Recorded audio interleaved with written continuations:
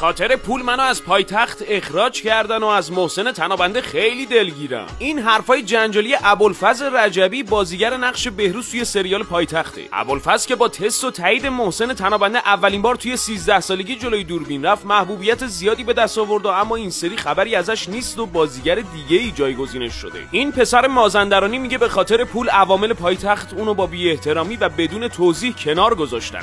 الانم حرف و حدیثای مبنی بر خرید نقش توسط بازیگر جایگزین توی رسانه‌ها مطرح شده. توی سری جدید پایتخت خبری از سارا و نیکا نیست و به جای این دو قلوهای جنجالی سنا و سونیا حسینی بازی میکنن، دو خواهر دهه 80 که قطعاً حرفه‌ای‌تر از سارا و نیکا هستن. بعضی از رسانه‌ها علت اصلی عدم حضور سارا و نیکا رو پخش عکسایی از این دو خواهر توی استخری در سوئد میدونن، اما بعضی‌ها میگن اونا خودشون به خاطر انتقادهای مردم نخواستن ادامه بدن. حالا شما لایکو بزنید و بگین واسه این نقشا قدیمی‌ها بهتر بودن یا جدیدا.